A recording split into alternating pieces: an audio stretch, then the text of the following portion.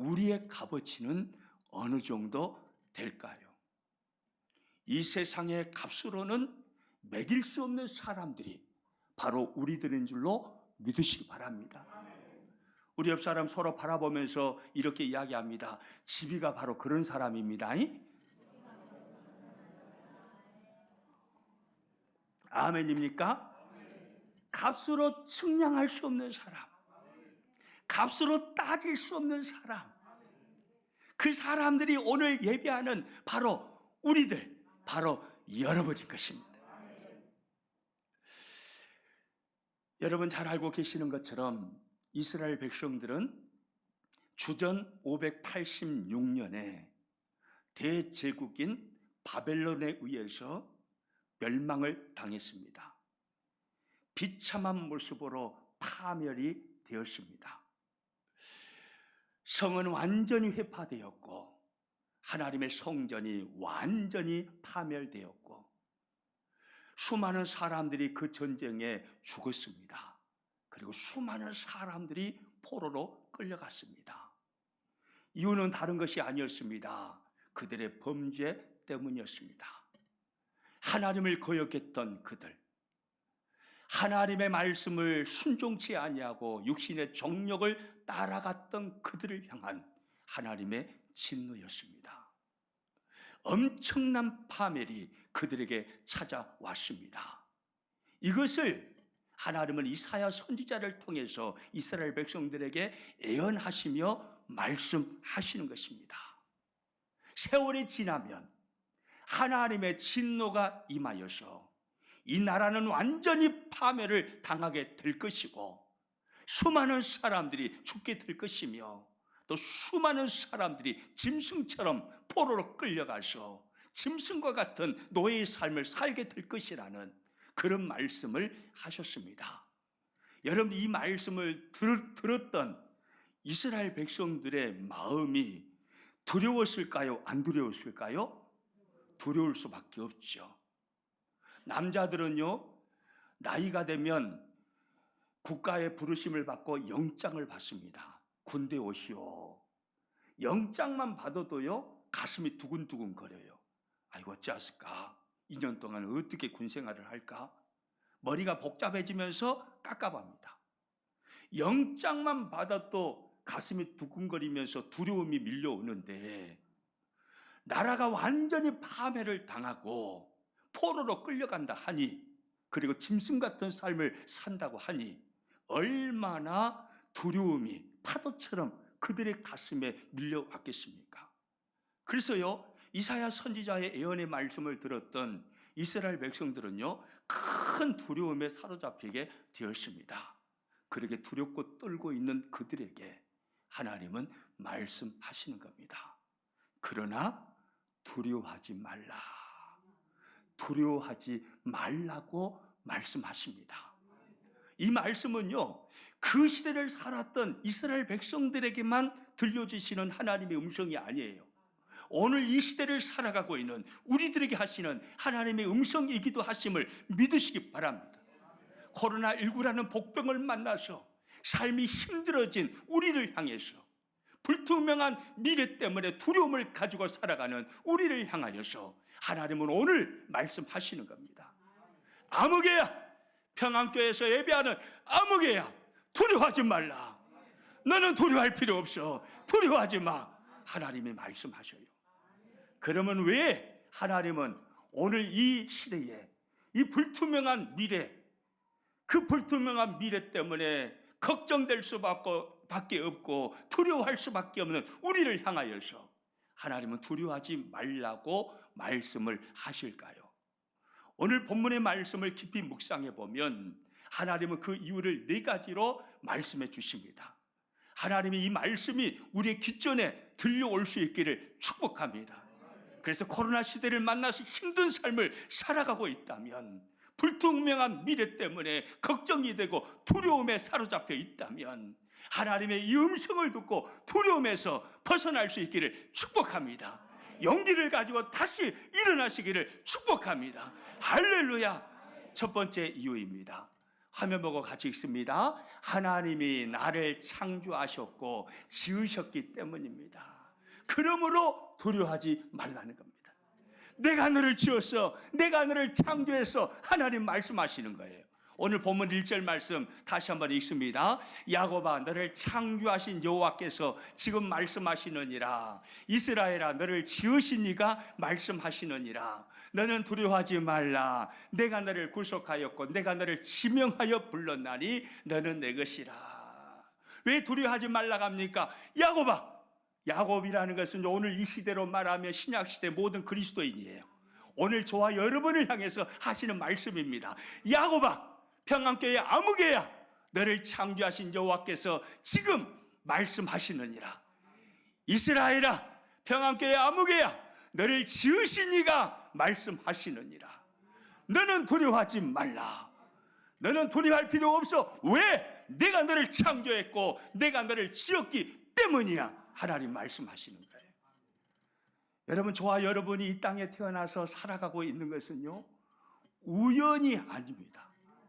어쩌다 보니까 이 땅에 태어나서 이 힘겨운 세상을 살고 있는 게 아닌 거예요. 실수로 태어난 사람은 단 한 사람도 없습니다. 부모님의 불장난 때문에 내가 실수로 태어나서 이 고생을 하고 있나 보다. 절대 그렇게 오해하지 마세요. 절대 그렇지 않습니다. 세상 사람들이 이해하고 있는 것처럼 우리 사람의 존재는요, 아메바가 진화해서 온숭이가 되고 온숭이가 진화해서 우리 사람이 된 게 절대로 아니에요. 우리 사람은 하나님이 만드시고 하나님이 창조하심으로 이 땅에 존재하고 있는 것입니다. 여러분, 한 사람 한 사람은 하나님이 지으시고 하나님이 창조하신 하나님의 위대한 걸작품임을 믿으시기 바랍니다. 아멘입니까? 우리는 하나님의 작품들이에요. 하나님의 위대한 걸작품입니다. 가장 탁월하신 예술가이신 하나님이, 가장 지혜로우신, 가장 탁월하신 그분이 우리를 이 세상에 단 하나밖에 없는 작품으로, 그 위대한 걸작품으로 지으신 겁니다. 아멘이죠. 여러분, 상품하고 작품은 달라요. 하나님은 우리를 상품으로 지으신 게 아니에요. 하나님은 우리를 작품으로 지으셨습니다. 상품과 작품의 차이가 뭡니까? 상품은요, 돈을 벌기 위해서 똑같은 제품을 다량으로 생산해 내는 것을 상품이라고 그래요. 그러니까 제가 오늘 입고 있는 이 양복도 상품이죠. 넥타이도 상품입니다. 안경집 사장님이 여기 와 계시는데 제가 쓰고 있는 이 안경도 상품입니다. 작품은 다릅니다. 작품은 예술가의 혼이 담겨 있어요. 심혈을 기울여서 이 세상에 단 하나의 작품을 만들어 내는 것입니다. 그래서 그 한 작품을 보면 그 작품을 만드신 분의 정신 세계를 알 수가 있는 거잖아요. 하나님은 우리를 작품으로 만드셨어요. 작품이라는 것은 세상에 단 하나밖에 없다 이 말이에요. 여러 개가 아니에요.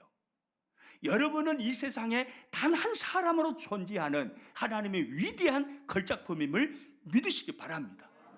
아멘이시죠? 여러분, 우리를 지으신 분은 하나님이십니다. 우리 존재 자체에 위대한 가치가 있는 것입니다. 우리 모두는 하나님의 걸작품입니다. 그러므로 두려워하지 마십시오. 다른 사람하고 비교하지도 마십시오. 비교할 필요도 없습니다. 나라는 사람 자체가 하나님 앞에서는 존귀한 자인 것입니다. 할렐루야. 그 다음 왜 두려워하지 말라고 하시나요? 두 번째 이유는 이것입니다. 화면 보고 또 같이 읽습니다. 하나님이 나를 구속하셨기 때문입니다. 뭐 하셨기 때문이에요? 구속하셨기 때문이에요. 오늘 본문 1절 말씀을 다시 한번 읽습니다. 시작. 야곱아, 너를 창조하신 여호와께서 지금 말씀하시느니라. 이스라엘아, 너를 지으신 이가 말씀하시느니라. 너는 두려워하지 말라. 내가 너를 구속하였고 내가 너를 지명하여 불렀나니 너는 내 것이라. 너는 두려워하지 말라. 그 다음 뭐라고 말씀하시죠? 빨간 글씨요, 내가 너를 구속하였고 라고 말씀합니다. 야곱아, 내가 너를 구속했어. 그러므로 두려워하지 마. 내가 너를 구속한 거야. 그렇게 말씀하시는 거예요. 여기서 구속하셨다라는 이 말씀의 의미는요, 값을 지불하고 하나님이 사셨다 이 말이에요. 대가 지불을 하셨다 이 말입니다. 그러면 오늘 예배하는 저와 여러분을 위해서, 저와 여러분을 죽음의 자리, 죄악의 자리, 지옥의 자리에서 건져내시기 위해서 하나님께서 지불하신 그 대가 지불은 무엇이었습니까? 바로 예수 그리스도이셨습니다. 하나님은 우리를 구원하여 내시기 위해서, 우리를 죄악 가운데서 건져내시기 위해서 당신의 외아들인 독생자 예수 그리스도를 이 땅에 보내주셨고, 십자가에 올리심으로 모든 우리의 죄의 짐을 대신 짊어지게 하시고 그 죄의 싹신 사망을 십자가에서 당하게 하셨습니다. 그분이 흘려주신 그 피, 그 보혈의 핏값, 그 보혈의 핏값으로 하나님은 우리를 값을 지불하고 사신 것입니다. 우리를 구속하신 거예요. 여러분, 사람들을 보면요, 이 땅을 살아가면서 제일 두려워하는 게 뭐냐면 죽음입니다. 죽음을 제일 두려워합니다.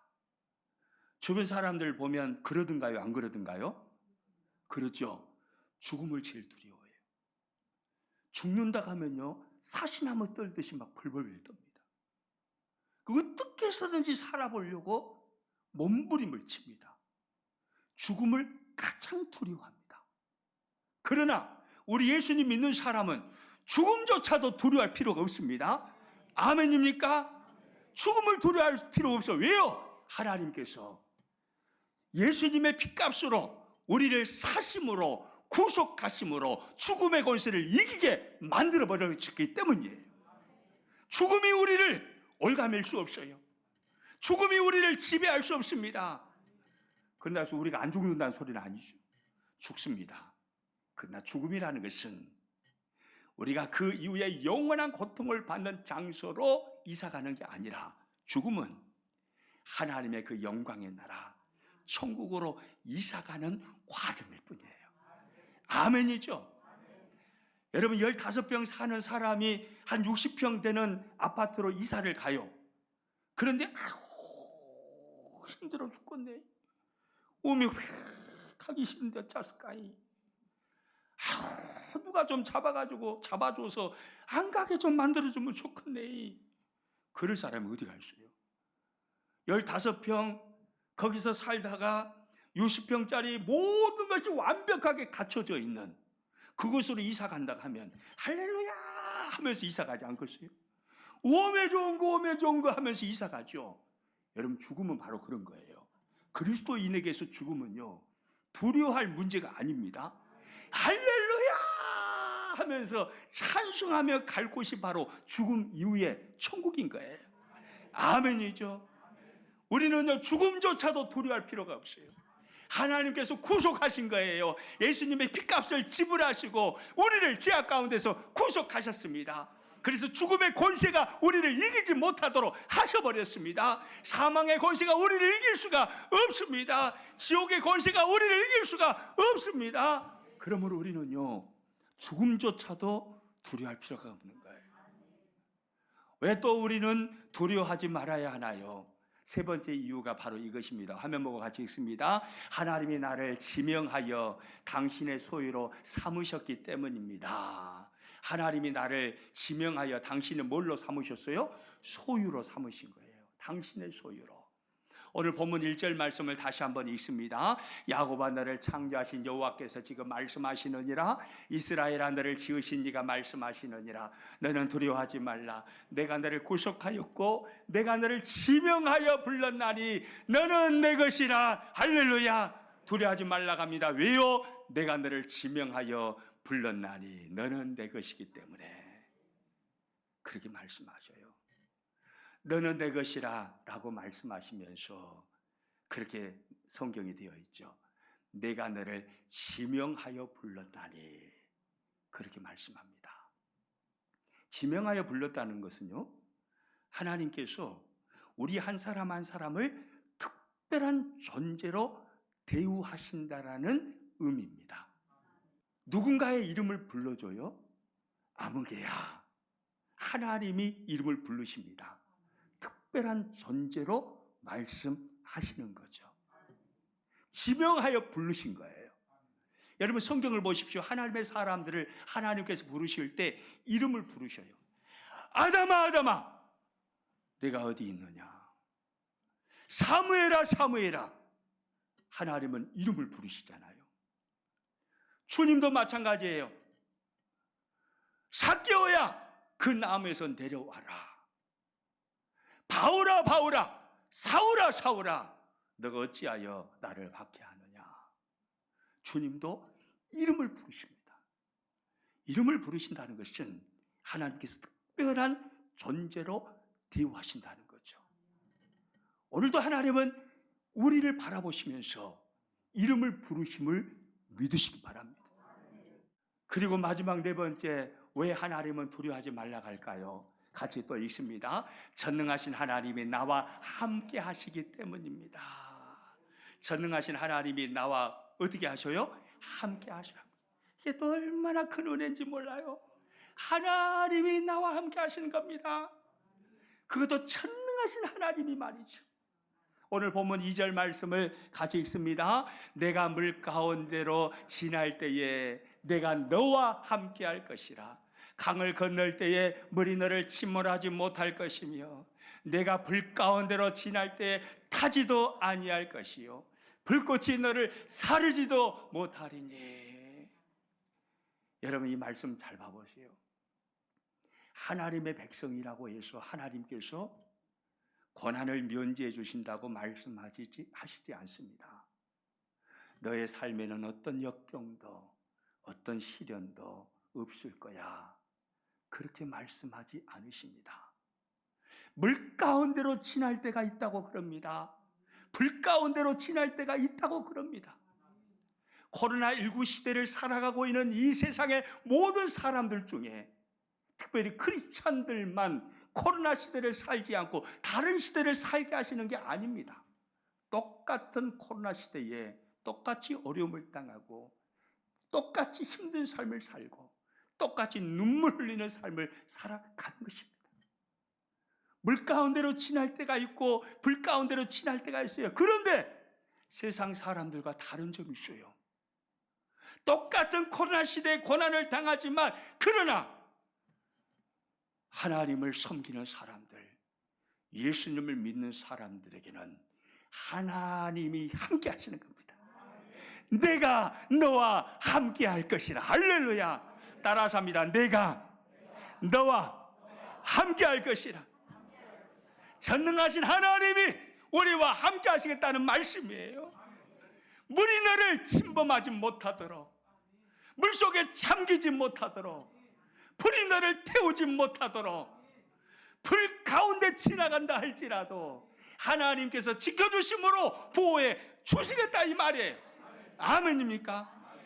이스라엘 백성들이요 출애굽을 하였습니다. 430년 동안 기나긴 세월 동안 종살이 하다가 애굽을 탈출했습니다. 나와서 가나안 땅을 향해서 가고 있는데 앞에 홍해가 가로막고 있습니다. 그리고 뒤에는 바로의 철병거가 뒤쫓아와서 뒤에 진을 치고 있습니다. 답이 보이지 않습니다. 이제 죽었다 싶을 때입니다.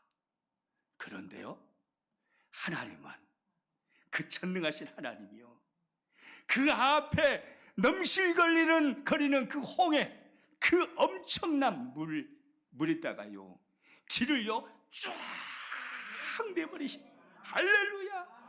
그 어마어마한 넘실거리는 홍해 바닷물 그 가운데 한가운데에 길을 쫙 내시고요, 양쪽에 물벽이 딱 세워지게 하시고요, 하나님께서 그 가운데 난 그 길을 바람으로 완전히 깡깡 마르게 하셔서 이스라엘 백성들이 마른 땅으로 건너가게 해버리시는 것입니다. 앞에는 홍해입니다. 뒤에는요 바로의 철병거입니다.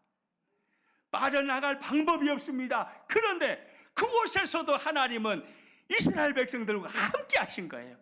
하나님이 함께 하시니까 길이 열리잖아요. 그리스도인들이 누리는 복이 바로 그런 거예요. 똑같이 어려움을 당해요. 똑같이 고난을 당합니다. 코로나 시대에 똑같이 힘든 삶을 삽니다. 그러나 다른 것이 있어요. 하나님이 함께 하시는 거예요. 하나님이 함께 하심으로 전능하신 하나님이 길을 열어버리시는 거예요. 할렐루야. 중년 부부가 있었답니다. 둘은 참 사랑했습니다. 그런데 아내가 시력을 잃어갑니다. 사물이 점점 희미하게 보여집니다. 그래서 고치기 위하여서 병원을 찾아서 수술을 받았습니다. 그런데 수술이 잘못되었어요. 희미한 시력마저 완전히 잃어버리고 실명이 되었습니다. 갑자기 실명이 되었습니다. 얼마나 삶이 답답하고 힘들었을까요? 그래서 남편은 이 아내의 모든 삶을 옆에서 함께해 줍니다. 밥을 먹을 때도, 화장실에 갈 때도, 옷을 입을 때도, 그리고 아내가 직장에 갈 때도 늘 함께 합니다. 직장에 함께 데려다 주고, 기다렸다가 또 직장이 끝나면 함께 데리고 오고, 그런 삶을 몇 년 동안 살아갑니다. 그러던 어느 날 남편이 갑자기 그런 말을 합니다. 여보, 나도 내 삶을 살아야 될 것 같아. 이제 당신 혼자서 밥도 먹고, 혼자서 옷 입고, 혼자서 직장 출근하고, 혼자서 집에 돌아오면 좋겠어. 남편이 그렇게 말하는 거예요. 섭섭했겠어요? 섭섭하지 않았겠어요? 설교는 듣고 계시죠? 얼마나 섭섭했겠어요. 세상에 이 양반이 세상에 어떻게 이럴 수가, 얼마나 섭섭했겠어요. 그래서요, 이 아내는요 이제 그 이후로 혼자서 모든 것을 합니다. 밥도 혼자 먹습니다. 실수해서 숟가락을 잘못 넣어서 밥도 많이 흘리기도 합니다. 옷도 혼자서 입습니다. 지팡이를 짚어가면서 길을 걷습니다. 돌부리에 걸려서 많이 넘어지기도 합니다. 버스를 타서 버스에 앉아 있다가 내리는 시간에 운전기사 아저씨에게 부탁해가지고 내려서 자기가 출근하는 그 회사 건물로 들어갑니다. 이런 삶을 반복해서 살아가는 겁니다. 많이 힘들었습니다. 한 2년쯤 이 삶을 살아가는데 어느 날 버스 기사 아저씨가, 이 아줌마가 이제 버스를 타가지고 내리려고 하는데 기사 아저씨가 그러는 거예요. 아줌마는 참 행복하시겠어요. 아줌마는 참 복도 많으신 분이시네요. 그러는 거예요. 너무나 뚱딴지 같은 이야기잖아요. 자기는 실명돼가지고 참 부끄러운 모습으로 살아간다고 생각을 하고 있었는데 행복하다는 거예요. 그래서 왜 그러세요? 그랬더니 그 기사 아저씨가 그럽니다. 아줌마가 버스에 탈 때 언제나 부인의 남편은 버스에 같이 탔었습니다. 부인이 자리에 앉아 있으면 부인의 남편은 언제나 부인 자리 옆에 서서 부인을 지켜보고 있었습니다. 버스에서 내려서 부인이 출근하는 건물로 들어갈 때까지 부인의 남편은 버스 안에서 부인의 등을 바라보면서 손을 흔들고 있었습니다. 이야기를 하는 거예요. 그 이야기를 듣고 감동이 되죠. 그래서 울컥 감동의 눈물을 흘립니다. 여러분, 우리 주님이 바로 그런 분이에요. 우리 눈에는 보이지 않지만 주님은 언제나 변함없이 우리와 함께 하십니다. 불꽃 같은 눈동자로 우리를 지키시고 보호하시면서 우리 눈에는 보이지 않지만 주님은 우리와 함께 하시며 물 가운데 있을지라도 불 가운데 있을지라도 우리를 거기서 건져내시고 승리의 삶을 살아가도록 역사하시는 주님이신 겁니다. 할렐루야! 그 주님을 바라보시기를 축복합니다. 그 주님 의지하시기를 축복합니다. 할렐루야!